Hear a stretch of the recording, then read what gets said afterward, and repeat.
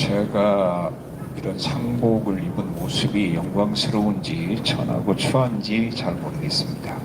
세상에 태어나서 이런 상복을 처음 입어봅니다. 아마 제 아내가 내가 오늘 상복을 입는다고 말했으면 오늘 인터뷰 못 가게 했을 가능성이 큽니다.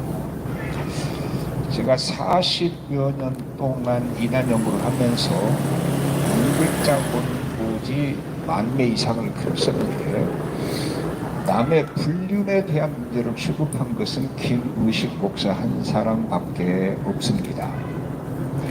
발가락이 썩어서 발가락을 잘라낸다고 심장이 멎거나 그리고 뇌가 고장나서 죽음에 이르지는 않아요. 그러나 아무리 튼튼한 발가락과 아무리 튼튼한 손가락을 가지고 있다고 해도 심장이 멎으면 죽는 겁니다.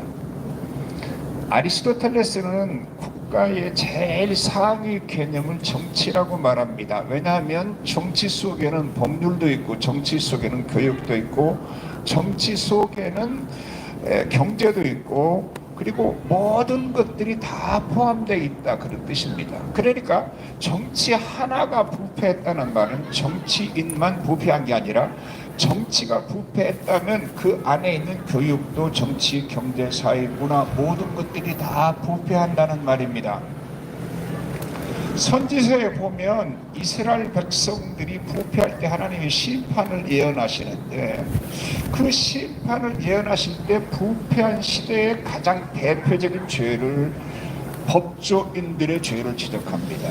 왜냐하면 법이라고 하는 것은 원래가 약자를 돌보고 그리고 그 땅에 의를 이루기 위해서 존재하는 겁니다. 강자는 자기를 법이 없어도 지킵니다. 그런데 법이 굽어서 힘 있는 사람 편에 서고 법이 돈과 인맥 혈맥에 의해서 굽는다는 말은 그 땅에 억울한 사람들이 많아진다 그런 뜻입니다. 그렇다면 이번 이 통합 측의 김의식에 대한 결정을 볼 때 마치 우리 교단이 죽어 있고 한국교회가 죽어가는 신호처럼 보인다는 점입니다. 왜냐하면 제일 처음에는 김의식 목사가 자기는 무인텔 같은 거 전혀 모른다고 말했습니다. 그래서 나중에 여기 계신 한 분이 그 사진 하나를 찍어서 문텔 앞에 나오는 사진 가지고 갔더니 이건 조작됐다고 했습니다. 그 다음에 동영상이 나가니까 그때는 상담하러 갔다 그랬습니다.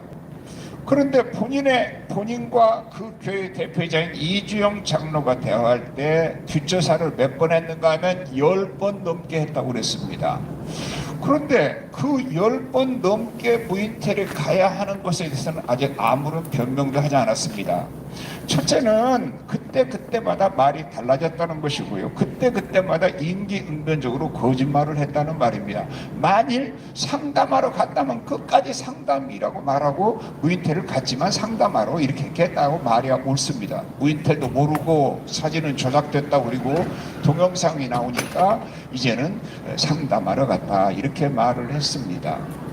옳은 일은 아니라고 오늘의 입장에서 말하지만 제가 어렸을 때 다방에 갔다고 들어갔다고 목사님이 치리를 당하기도 합니다. 그런데 성도와 함께 무인텔을 10번씩 드나드는 사람에게 죄가 없다는 말입니까? 기가 막힌 사실 제가 들어본 바에 의하면 재판국에 모였을 때 14명 중에 단 한 명도 김우식이는 죄가 없다. 김우식이를 살리는 것이 옳고 죄가 없기 때문이라고 말한 사람은 한 명도 없었다는 겁니다. 모두가 다 치리해야 된다고 주장하고 침묵하고 말하지 않았다는 겁니다. 근데 투표를 하고 나니까 7대 6이 나오고 한 사람은 세모표를 찍어서 한 표 더 많이 나왔지만은 8표가 못 돼서 기각되고 말았다 그런 뜻이거든요. 자, 우리는 지금 절대천명의 어려운 국가적 위기와 또 따라서 제일로 이 국가적 탄핵의 위기가 우리 기독교에게 주는 피해가 제일 큰 것으로 보여집니다. 그렇다면은 그런 헌재도 누가 찬성하는지 누가 반대하는지 무기명을 하지 않습니다. 국회도 마찬가지입니다. 적어도 14명 중에서 이번에 6표 반대하고 무효표를 만든 7분들은 반드시 고백해야 합니다. 나는 왜 이렇게 했는가? 그리고 그 말을 반드시 확인해야 합니다. 왜냐하면 이렇게 중요한 문제를 드러내지 않고 무기명으로 해서 숨기고 다른 이유, 다른 목적으로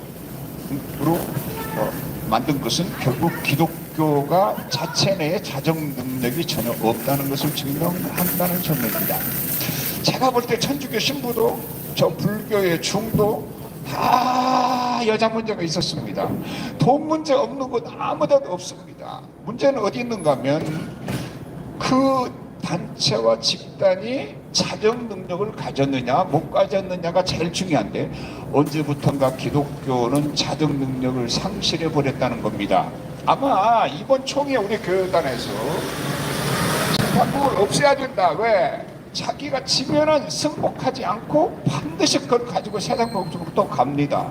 그러니까 구태여 둘 필요가 없는데, 우리는 제가 볼 때 법에 대해서도요, 옛날의 법조인과 지금의 법이 많이 달라져요.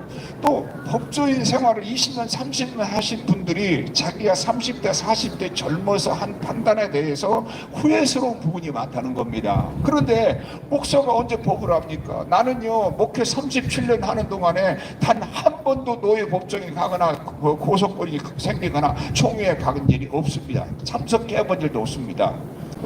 그런데 목사가 어떻게 법을 압니까? 우리 재판부에 있는 사람들 중에 법조인으로서 법을 전공한, 대학교에서 법을 전공하고 왔다고 하더라도 다 많아도 모를 겁니다. 그런데 그분들이 전문성이 그만큼 떨어지는데, 그러면 제일 중요한 건 뭡니까? 정직성이 제일 중요합니다. 예수님이 바리새인을 저주할 때 네가 의를 버렸다 그랬어요.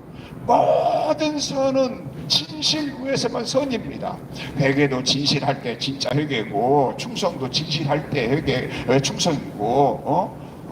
근데 의가 없다는 말은 예수님이 그토록 바리새인들을 저주한 원인 중에 하나가 아니냐 그 말이에요. 재판국원들의 이번에 결정이 의롭습니까?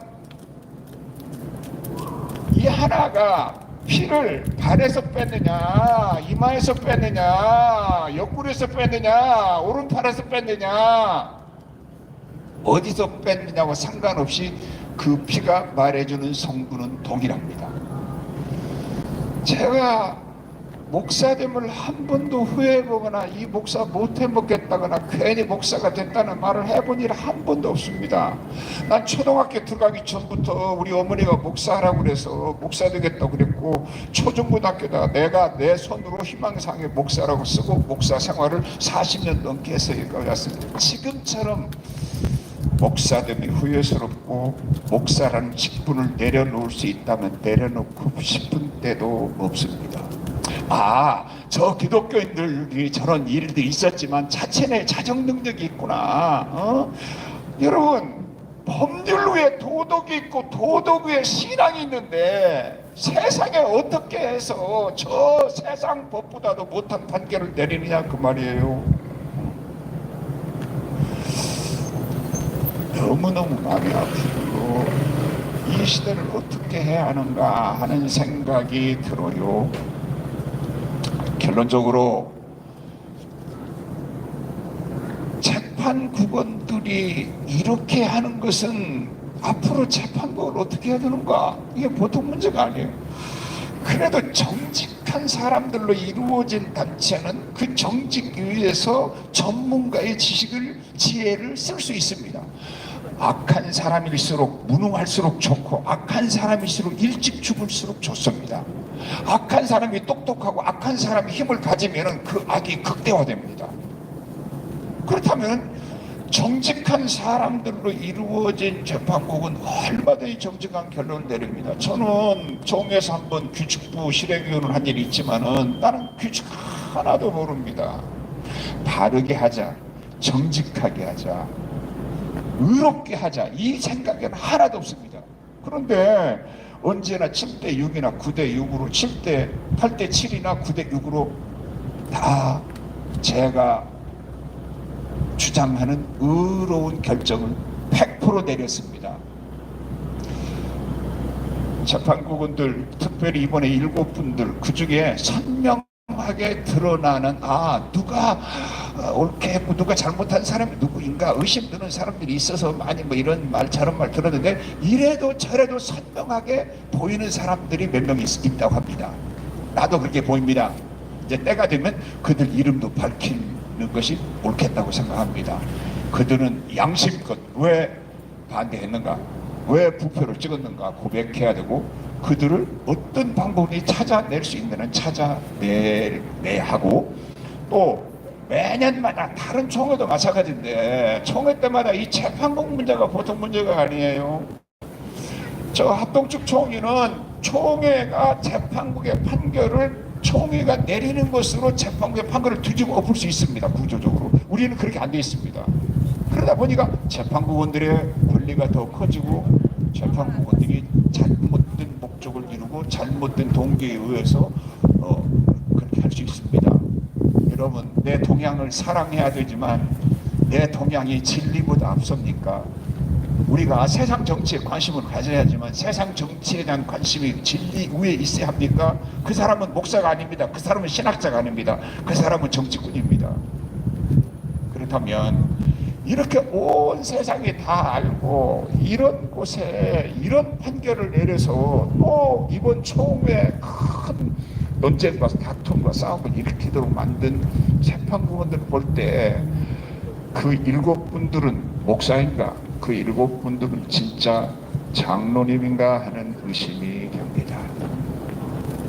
그래도 여기저기에 의를 구하는 남아있는 사람들이 있음을 믿고 싶고, 또 그들의 힘을 통해서 이번 총회 전에 새로운 역사가 꼭 일어나기를 기대하고 눈물로 기도하고, 내 죄가 교회의 죄가 되고 교회의 죄가 민족의 죄가 된 것만 같아서 오늘 상복을 입고 이렇게 인터뷰를 하게 됐습니다.